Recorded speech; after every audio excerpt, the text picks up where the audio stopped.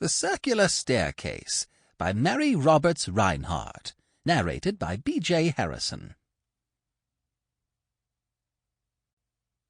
Chapter 1. I Take a Country House.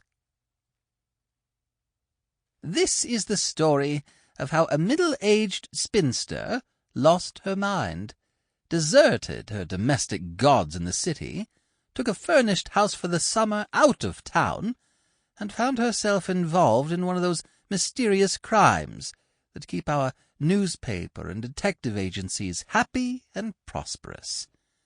For 20 years I had been perfectly comfortable. For 20 years I had had the window boxes filled in the spring, the carpets lifted, the awnings put up, and the furniture covered with brown linen. For as many summers I had said good-bye to my friends, and, after watching their perspiring hegira, had settled down to a delicious quiet in town, where the mail comes 3 times a day, and the water supply does not depend on a tank on the roof. And then the madness seized me. When I look back over the months I spent at Sunnyside, I wonder that I survived at all. As it is, I show the wear and tear of my harrowing experiences. I have turned very grey. Liddy reminded me of it only yesterday, by saying that a little bluing in the rinse-water would make my hair silvery, instead of a yellowish white.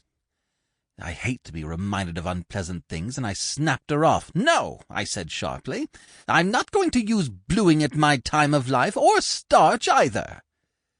Liddy's nerves are gone, she says, since that awful summer.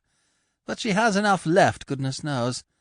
And when she begins to go around with a lump in her throat, all I have to do is to threaten to return to Sunnyside, and she is frightened into a semblance of cheerfulness, from which you may judge that the summer there was anything but a success. The newspaper accounts have been so garbled and incomplete.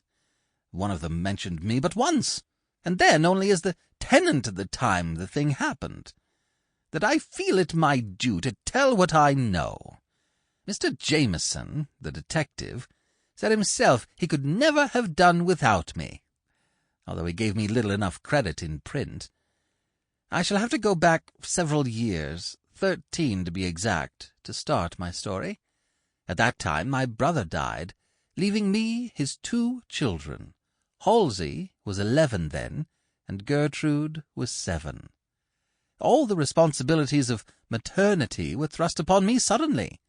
To perfect the profession of motherhood requires precisely as many years as the child has lived, like the man who started to carry the calf and ended by walking along with a bull on his shoulders. However, I did the best I could. When Gertrude got past the hair-ribbon age, and Halsey asked for a scarf pin and put on long trousers, and a wonderful help that was to the darning, I sent them away to good schools.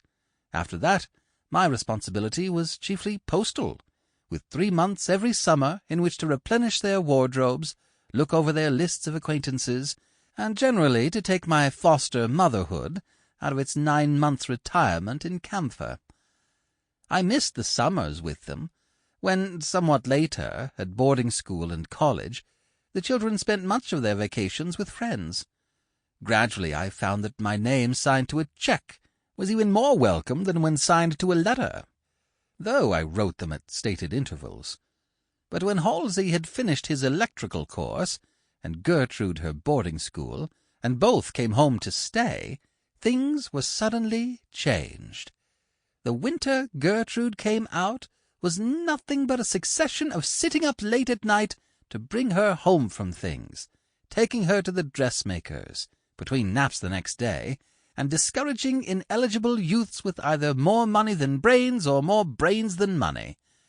Also, I acquired a great many things, to say lingerie for undergarments, frocks and gowns instead of dresses, and that beardless sophomores are not college boys but college men.